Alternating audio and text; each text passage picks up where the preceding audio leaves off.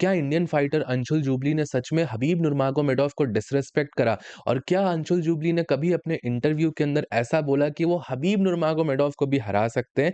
तो इस बारे में फाइनली अंशुल जूबली ने क्लैरिटी दी है। फर्स्ट टाइम उन्होंने रिस्पॉन्ड करा है। ये जो मिसकंसेप्शन अपनी इंडियन एमएमए कम्युनिटी और ओवरऑल एमएमए कम्युनिटी के अंदर फैला हुआ है, उसके बारे में उन्होंने एक्सप्लेनेशन दी है। साथ ही साथ उन्होंने अपनी फाइट्स की परफॉर्मेंस और आगे आने वाले टाइम में क्या एक्सपेक्ट किया जा सकता है, इन सारी चीज़ों के बारे में इस वीडियो के अंदर डिस्कस करेंगे। और तो और अब यहाँ पर बातें ये चल रही है कि मिराब डॉलिशविली को अपना डिवीजन स्विच अप करके फेदरवेट डिवीजन में जाना चाहिए।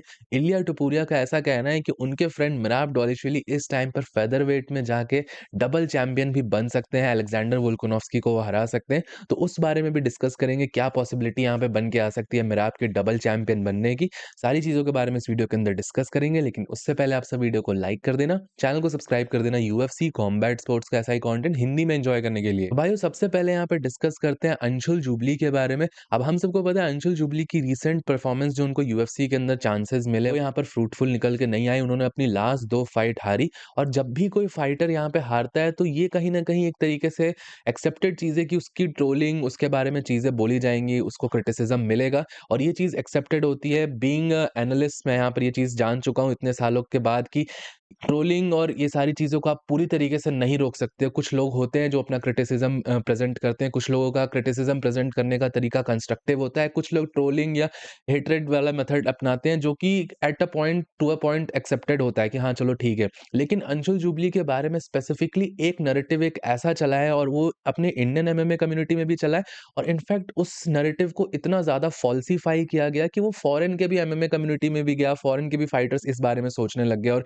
ये पूरी तरीके से बहुत ही ज़्यादा वाइड स्प्रेड मिसइन्फॉर्मेशन है। और वो मिसइन्फॉर्मेशन ये है कि हबीब के बारे में अंशुल जूबली ने बहुत सारी चीज़ें बोली अपनी इंटरव्यू के अंदर। बेसिकली 2023 में अंशुल जूबली ने बियर बाइसेप्स के साथ एक पॉडकास्ट करा था और उस पॉडकास्ट वो बेसिकली 2 घंटे के अराउंड का पॉडकास्ट है और उसमें से कुछ क्लिप्स यहाँ पे निकाली गई और स्पेसिफिक कुछ क्लिप्स को आउट ऑफ कॉन्टेक्स्ट निकाला गया, मिक्स किया गया और ऐसे कॉन्टेक्स्ट में पेश किया गया ऑडियंस के सामने अंशुल जूबली के लॉस के बाद कि अंशुल जूबली ने ऐसा बोला है कि वो हबीब को भी फाइट कर सकते हैं, हबीब को भी वो सबमिट कर देंगे राउंड 1 के अंदर। उनकी बोली हुई चीज़ों को आउट ऑफ कॉन्टेक्स्ट ले जाके पेश किया गया। अब भाइयों अब अगर आप पूरा पॉडकास्ट देखोगे तो उसके अंदर अंशुल जूबली ने किसी भी गिवन पॉइंट पे हबीब को या किसी भी एमएमए फाइटर को डिसरिस्पेक्ट नहीं करा है। वो बहुत सारी मीनिंगफुल बातें ही उस वीडियो के अंदर, उस पॉडकास्ट के अंदर कह रहे थे और हबीब से रिलेटेड जो भी उन्होंने बोला था वो कहीं न कहीं वैलिड होता है। अगर आप किसी भी फाइटर से एट अ गिवन डे पूछोगे कि क्या आप उससे फाइट करना चाहोगे, क्या आप हबीब से फाइट करना चाहोगे, क्या आप इस्लाम से फाइट करना चाहोगे? तो कोई भी aspiring MMA fighter definitely just for the feel of it किसी बड़े फाइटर से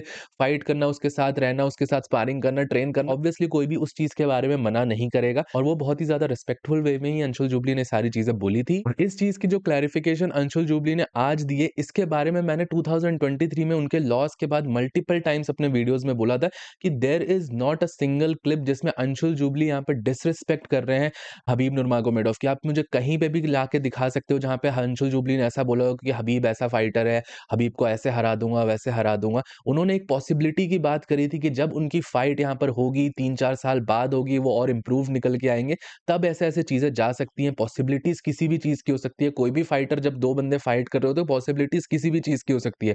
ऑब्वियसली 2023 के बाद जो उनकी 2 परफॉर्मेंसेज़ निकल के आई, वो परफॉर्मेंसेज़ बिल्कुल भी इस चीज़ को बैक नहीं करती है, बट स्टिल उन्होंने उस कॉन्टेक्स्ट में बोला, ना कि उन्होंने कभी ऐसा क्लेम करा कि हबीब नुर्मागोमेडोव या किसी को भी वो हरा देंगे या सबमिट कर देंगे या डिसरिस्पेक्टिंग वे में, ट्रैश टॉकिंग वे में बोला था। तो भाई 2023 में मैंने 2-3 बार इस टॉपिक को एक्सप्लेन करने का ट्राई करा, मल्टीपल वीडियोज़ में भी, लाइव स्ट्रीम्स में भी, बट उसके बाद मुझे कहीं न कहीं ये चीज़ जाके रियलाइज़ हुई कि जिसको समझना होता है उसको ये एक्सप्लेनेशन देने की ज़रूरत ही नहीं है कि क्या एग्ज़ैक्टली बोला अंशुल जूबली ने और जिसको नहीं समझना होता है भाइयों, जिसने वो परसेप्शन अपने दिमाग में बिठा लिया है जिन लोगों ने, वो फिर इस चीज़ को कभी भी नहीं समझेंगे। अब वो बायस किसी भी चीज़ों का हो सकता है, ये एक्चुअल हबीब फैन्स भी नहीं है जो कि ट्रिगर हुए हैं, ये बस यहाँ पर उन्होंने अपने दिमाग में वो बायस बना लिया है, तो वो उस चीज़ को कभी भी समझेंगे नहीं कि किस पर्सपेक्टिव में वो बातें बोली गई अंशुल जूबली की तरफ से। अगर आप सबको सिंपल वर्ड्स में समझाना चाहूँ तो अगर आप सबने वो फ़िल्म देखी होगी दिल्ली 6, उसके अंदर जो काला बंदर निकल के आता है एंड में, एक्चुअल में कोई काला बंदर एग्ज़िस्ट नहीं करता। ये लोगों के दिमाग में ही जो चीज़ें उन्होंने बिठा ली होती है, जो वो बिलीव करना चाहते हैं,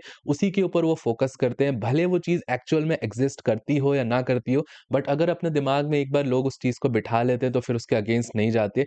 सिमिलरली उस फ़िल्म के अंदर वो काला काला बंदर था और इस केस के अंदर आप कंपेयर करोगे तो बेसिकली दिमाग में बिठा लिया कि अंशुल जूबली ने वो चीज़ बोली थी, हबीब को डिसरिस्पेक्ट करा था या हबीब को डिसरिस्पेक्ट करने चला था और फिर उसका कैरियर इस तरीके से गया। तो बेसिकली उनको वही मानना है और वो वही चीज़ मानेंगे। और भाइयों अंशुल जूबली की ये चीज़ मुझे अपार्ट फ्रॉम फाइटिंग भी बहुत ज़्यादा अच्छी लगती है कि इवन दो उनके लॉसेस निकल के आए और वो बहुत ही ज़्यादा डिज़ास्ट्रस लॉसेस थे, बट स्टिल उन्होंने कोई बहुत ज़्यादा एक्सप्लेनेशन नहीं दी, कोई बहुत ज़्यादा एक्सक्यूज़ेज़ नहीं दिए कि मुझे इंजरी हो गई, बहुत सारी चीज़ें हो गई, ये हो गया, वो हो गया। I like that so much कि हाँ, उन्होंने कंट्रोल करा अपने आप को, क्योंकि ऑब्वियसली जब आप एक्सप्लेनेशन देते हो, जब आप चीज़ें बताते हो तो जिनको समझना होता है जैसा मैंने बताया वो समझ जाते हैं, जिनको नहीं समझना होता है वो एक्सप्लेनेशन कितना भी दे दो नहीं समझने वाले होते हैं। और ये चीज़ मुझे लगता है कि अभी भी जो एक्सप्लेनेशन दी है अंशुल जूबली ने इसकी भी कोई नीड नहीं थी। ऑलरेडी जिनको समझना था वो समझ चुके थे सारी चीज़ें। बाकी भाइयों जो उस बंदे ने करा है और जिस तरीके के उसने यहाँ पर अपॉर्च्युनिटीज़ इंडियन एमएमए फाइटर्स के लिए खोले, ऑब्वियसली कोई डायरेक्ट अपॉर्च्युनिटी नहीं, लेकिन उनके यहाँ पर रोड टू यूएफसी जीतने से और फिर यहाँ पर यूएफसी के अंदर फाइट करने से बहुत सारी अपॉर्च्युनिटीज़ यहाँ पर इंडियन एमएमए फाइटर्स के लिए खुली हैं।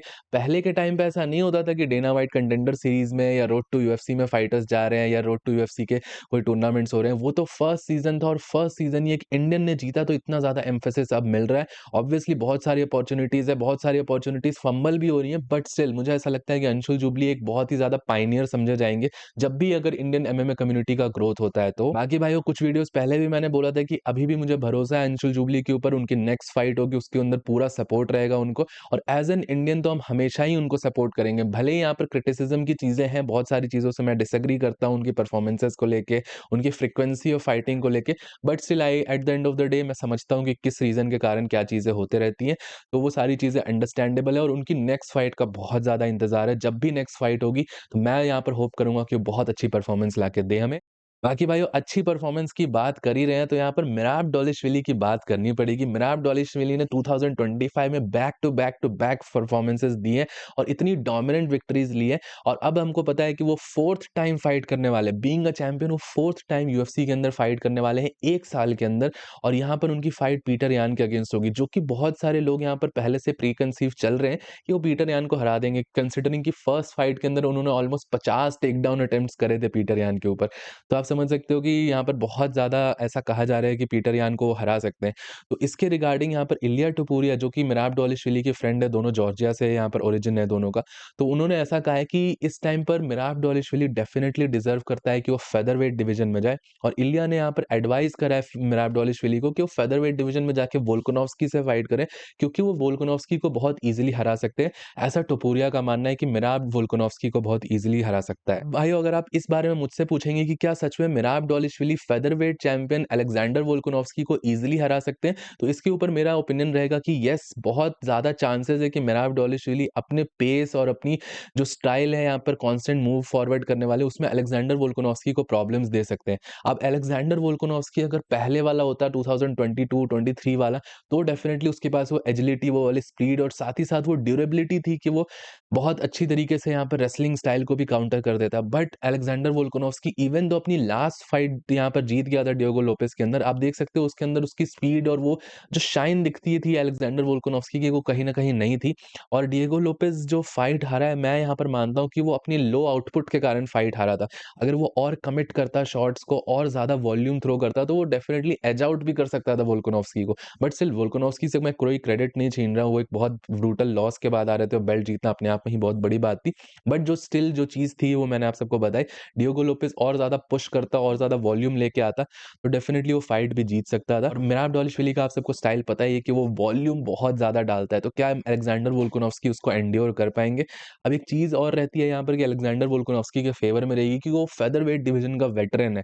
उसको हराना फेदरवेट डिवीज़न में बहुत ज़्यादा मुश्किल है। फेदरवेट डिवीज़न में चैंपियनशिप फाइट करते हुए काफ़ी ज़्यादा यूज्ड टू हो चुका है, तो ये सारी चीज़ें उसके बेनिफिट में रहेंगी। तो मिराब डोलिशविली वर्सेस अलेक्जेंडर वोल्कानोव्स्की की फाइट यहाँ पे डेफिनिटली बननी चाहिए।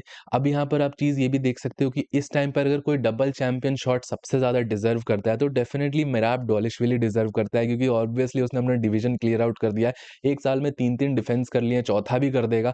तो आप समझ सकते हो उसके पास बहुत अच्छा पोटेंशियल है। कोई भी चैंपियन इस टाइम पर अगर डिज़र्व करता है डबल टाइटल का यहाँ पर चांस, तो मिराब डोलिशविली सबसे नंबर 1 पे आएगा। और तो और कुछ दिनों पहले डेना व्हाइट ने भी यहाँ पर मिराब डोलिशविली की काफ़ी ज़्यादा तारीफ़ करी है।